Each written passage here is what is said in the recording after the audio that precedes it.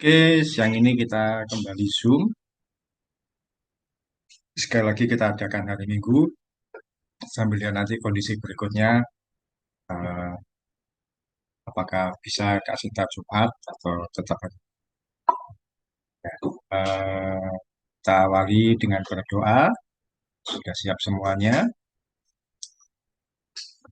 Mari kita bersama-sama berdoa. Tuhan Yesus, terima kasih.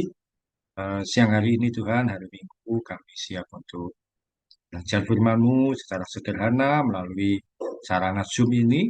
Kiranya boleh menjadi berkat bagi kami di masa muda ini. Dan boleh menjadi penuntun langkah kami Tuhan dalam jalan kehidupan yang tidak pernah ada. Kami percaya Tuhan Yesus menolong, menopang kami serahkan dari awal sampai selesainya, juga untuk jaringan yang ada, semuanya boleh berjalan dengan lancar. Dalam nama Tuhan Yesus, amin. Ya, selamat pagi, Nara dan Kak Sinta. Sudah siang nih ya. Ini kita kembali belajar firman Tuhan, melanjutkan dari seri doa Bapa kami.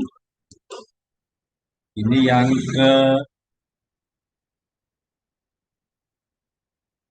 ketiga, kita membaca yang ketiga, yaitu bagian dari doa Bapa kami. Matius 6 ayat yang ke-11. Ya. Ini kelihatan, Nara, Cinta, kelihatan ya? Manakah cintanya itu? Kelihatan, Pak. Oke. Oke, pada kali ini kita masuk dalam pembelajaran ketiga dari doa Bapa kami. Saya berjudul Makanan Secukupnya dari Matius 6 ayat 11. Firman Tuhan berkata, berikanlah kami pada hari ini makanan kami yang secukupnya. Ya, pembelajaran hari ini ringan saja, tidak terlalu sulit. Yaitu firman Tuhan mengatakan, berikanlah kami pada hari ini makanan kami yang secukupnya. Apa artinya? Yaitu bahwa Tuhan mau kita datang pada Dia setiap hari. Boleh dibantu, Kak Sinta, Mazmur 61 ayat 9. Mazmur 61 ayat 9.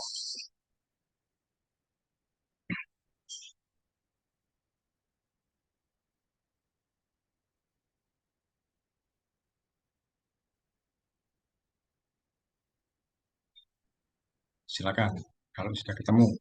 Ayatnya itu yang ada di dalam kurung itu. Mazmur 61 ayat 9.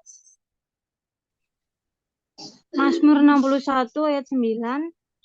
Maka aku hendak memasmurkan namamu untuk selamanya, sedang aku membayar nazarku hari demi hari. Amin. Iya, firman Tuhan mengajarkan dalam doa Bapa kami, yaitu berikanlah kami pada hari ini. Mengapa kok pada hari ini, bukan bulan ini atau tahun ini? Hal ini mengajarkan bahwa Tuhan mau kita datang kepada Dia, berdoa pada Tuhan, eh, sembahyang, minta sesuatu pada Tuhan, atau baca firman Tuhan itu setiap hari, bukan cuma satu bulan atau satu tahun. Karena itu di Mazmur juga dikatakan, aku membayar nazarku, artinya berdoa kepada Tuhan itu hari demi hari. Kalau misalkan doanya minta Tuhan berkati saya cukup selama satu tahun atau satu bulan, nah, dikasih berkat satu bulan. Nanti kita nggak akan datang pada Tuhan setiap hari. Kita tidak lagi bergantung pada Tuhan, tapi diberikan berkat hari demi hari. Berkat hari ini berbeda untuk yang besok, besok berbeda untuk yang besoknya lagi. Dan melalui doa Bapa kami ini, Tuhan mengajarkan kita untuk mengucap syukur setiap hari. Bukankah setiap hari kita mengalami berkat Tuhan yang tidak terbatas? Dia menyediakan berkat yang terbaik untuk kita setiap hari. Kita bisa makan, minum, dan menikmati apapun yang Tuhan sediakan. Oleh karena itu, kita perlu untuk datang pada Tuhan setiap hari. Seperti yang kita lakukan setiap hari baca firman Tuhan itu kan hari demi hari. Jadi yang pertama yang kita pelajari bahwa Tuhan mau kita datang pada Dia setiap hari. Karena firman Tuhan berkata, berikan kami pada hari ini. Bukan cuma seminggu sekali, atau sebulan sekali, atau setahun sekali. Tapi setiap hari. Kemudian pengertian yang kedua dari doa Bapa kami yang bagian ini yaitu Tuhan juga memperhatikan kebutuhan jasmani kita. Nara dibaca Yohanes 21 ayat 5 sampai 6.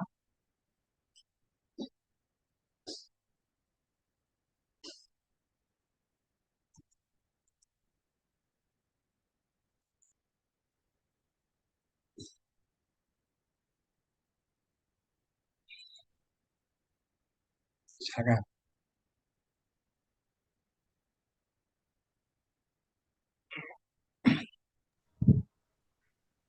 Yohanes 21 ayat 5 sampai 6. Kata Yesus kepada mereka, "Hai anak-anak, adakah kau mempunyai lauk pauk?" Jawab mereka, "Tidak ada." Ayat 6. Maka kata Yesus kepada mereka, "Tebarkanlah jalanmu di sebelah kanan perahu, maka akan kamu peroleh." Lalu mereka menebarkannya dan mereka tidak dapat menariknya lagi karena banyaknya ikan. Ya, Tuhan Yesus tidak hanya melihat atau memperhatikan kebutuhan rohani kita.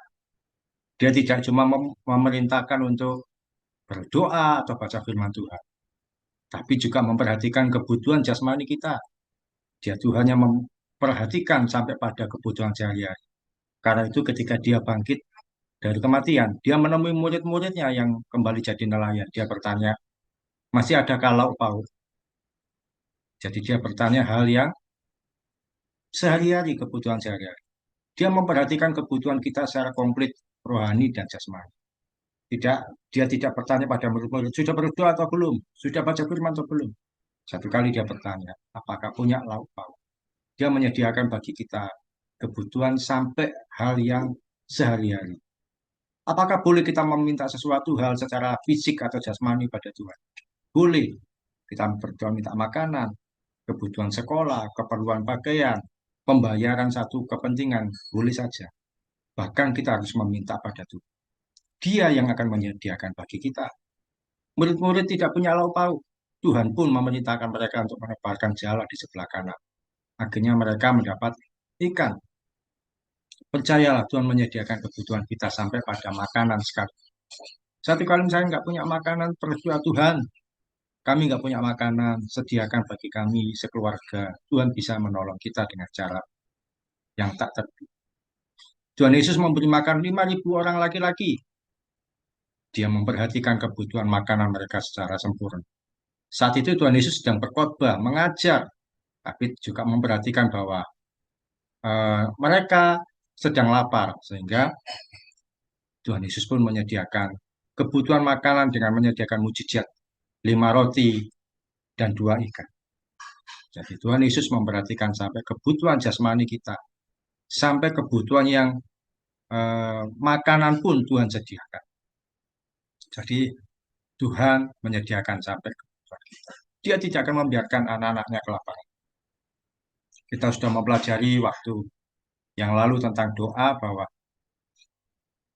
kita minta seorang anak minta ikan akan diberi ikan, tidak mungkin diberi ular. Minta telur, tidak mungkin diberi batu. Dengan juga Tuhan memperhatikan kebutuhan. Yang pertama, pengertian berikan makanan secukupnya. Tuhan mau datang kita pada Dia setiap hari. Berdoa setiap hari, mengucap syukur setiap hari. Terima kasih Tuhan, kami masih boleh makan secara layak. Walaupun mungkin makanannya seadanya. Jadi kita mengucap syukur. Tuhan, terima kasih Engkau memberkati kami. Tuhan juga memperhatikan kebutuhan jasmani. Pengertian yang kedua bahwa Dia memperhatikan sampai lauk pauk sekalipun Tuhan sediakan. Dan yang ketiga, melalui pembelajaran doa Bapa kami yang ini, Tuhan mengajarkan pada kita untuk mensyukuri makanan yang sederhana. Nah, dibaca Kak Sinta, Lukas 11, ayat 11 sampai 12.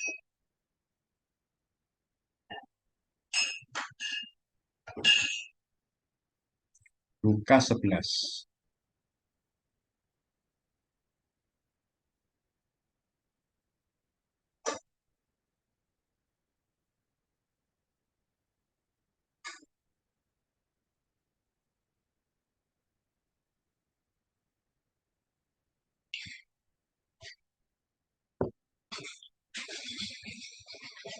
Lukas 11 ayat 11.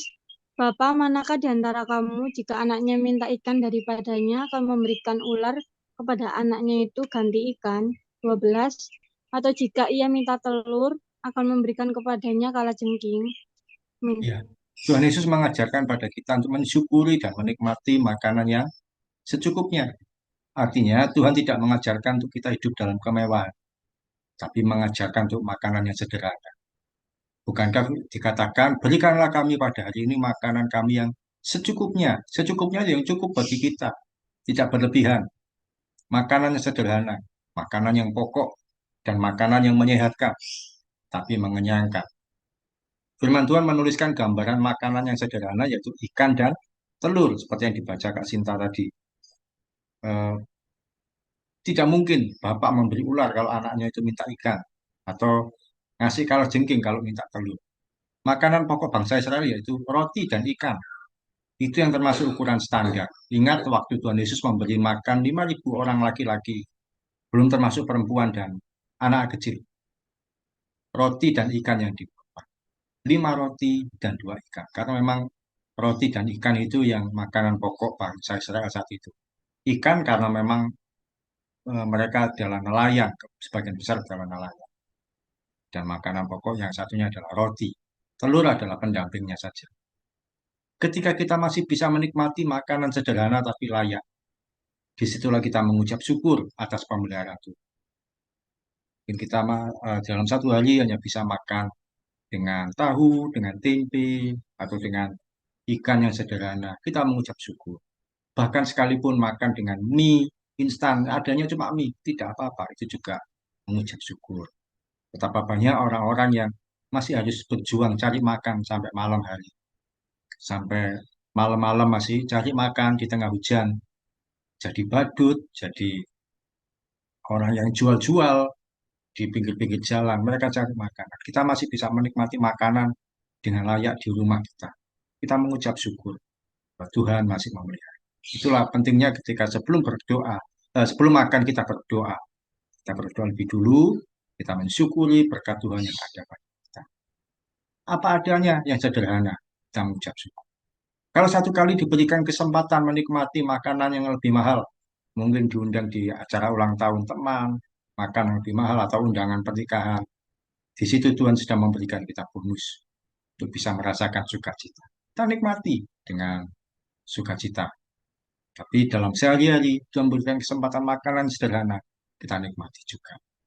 Jadi pembelajaran hari ini sederhana saja bahwa eh, berikanlah kami pada hari ini makanan kami yang secukupnya.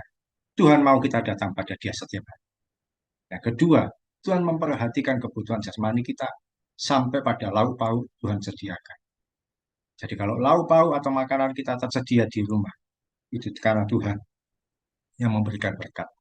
Dan yang ketiga, kita diajari mensyukuri makanan yang sederhana. Apapun itu, kita mengucap syukur pada Tuhan. Dia sudah sediakan bagi kita. Nah, sekarang kita akan akhiri dengan sharing. Sharingnya apa? Ceritakan. Nah, ini Nara pasti harus bisa. Makanan apa yang kamu sukai, yang kalian sukai, yang dimasak oleh orang tua kalian, oleh mama atau oleh ibu kalian? Makanan apa yang kamu suka? Ya, mengapa kamu suka itu? Ya, boleh sebutkan satu atau dua. Wah, kalau punya tiga ya tidak apa. Karena apa? Dengan menyebutkan ini, kita sedang belajar mengucap syukur bahwa Tuhan sedang menyediakan makanan yang terbaik bagi kita. Saya mulai dari saya. Saya itu suka makanan yang warnanya hitam. Sayur yang kuah berwarna hitam namanya rawon. Kenapa? Sejak kecil, rawon ini jarang saya nikmati. Jarang saya makan. Karena rawon termasuk makanan yang mahal. Ya walaupun memang sering kita temui di mana-mana, tapi ketika saya kecil, itu menjadi makanan yang mewah bagi saya. Sangat jarang makan rawon. Dan mama saya juga termasuk jarang masak rawon. Jarang sekali. Jadi kalau satu kali keluar diajak makan rawon, saya senang sekali karena jarang sekali. Kemudian kalau ketika sudah bekerja, sudah bisa cari uang sendiri ya, akhirnya sering kemana-mana. Kalau yang jadi pilihan saya, rawon. Yang lain tetap suka soto dan sebagainya, pecel. Tapi rawon jadi yang utama, dimanapun. Sampai rawon yang murah, sampai rawon yang paling mahal sekalipun, saya pernah mencoba. Rawon setan juga pernah, kecuali yang rawon kalkulator sekarang. Jadi saya suka rawon. Kenapa? Karena itu bagi saya makanan yang enak dan menurut saya mewah. Memang ada makanan-makanan lain yang lebih mewah, makanan dari luar, tapi bagi saya itu juga yang luar biasa. Jadi saya mensyukuri, bagi saya makanan yang enak apa ya rawon. Saya lupa, tapi mungkin juga pernah mama saya memasakkan itu, dan itu membuat satu hal yang istimewa di saya. Jadi itu makanan yang saya sukai yaitu rawon, termasuk luar biasa. Nara, apa makanan kami sukai? Yang dimasak oleh ibunya Nara. Pasti bisa jawab. Gampang pertanyaannya. Silakan, Nara.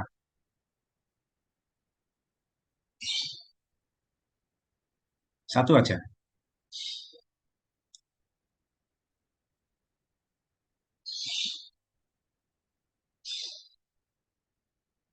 Atau Kak Sinta dulu aja.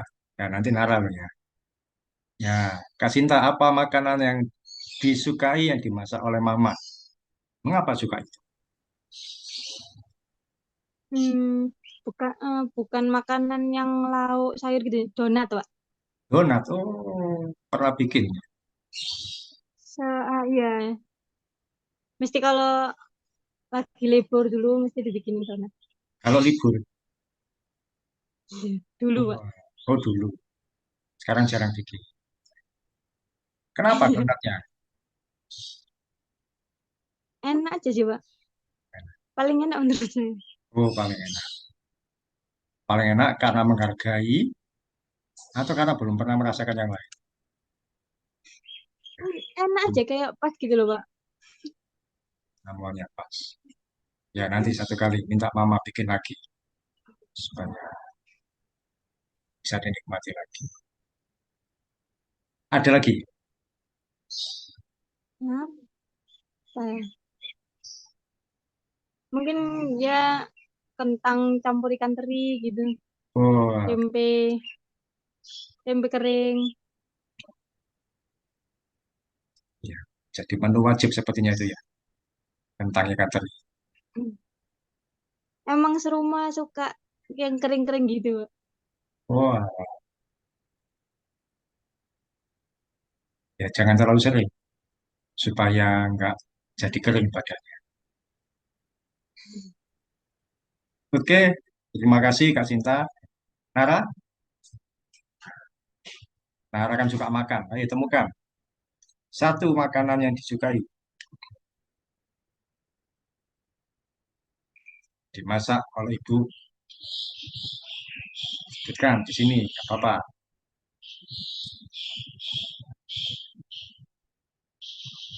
Ayo, telur, kangkung.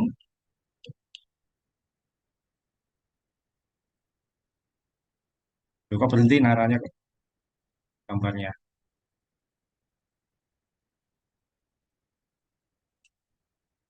Nara, kok hilang gambarmu?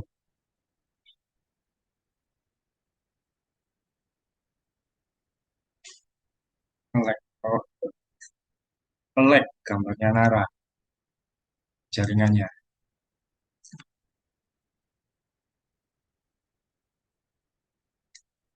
Oke, ya. Dari sini kita belajar untuk mensyukuri bahwa apapun yang Tuhan sediakan melalui keluarga kita, itu adalah hal yang terbaik, itu adalah hal yang istimewa. Seberapapun yang Tuhan sediakan, itu yang bisa kita nikmati. Meskipun sederhana, meskipun adanya, tapi itu adalah yang terbaik yang Tuhan berikan bagi kita. Dan kita tidak bisa membandingkan dengan orang lain dan tidak perlu dibandingkan. Karena masing-masing berkatnya tentu berbeda. Dan di sana berkatnya tersendiri, yang kita berkatnya juga beda. Tidak apa-apa, kita nikmati dengan ucapan syukur. Oke, kita tutup dalam doa. Kalau naranya nggak bisa muncul lagi, masih nge-lag. Ya. Oke, kita berdoa. Kita bersatu hati dalam doa. Saya akan berdoa buat kalian.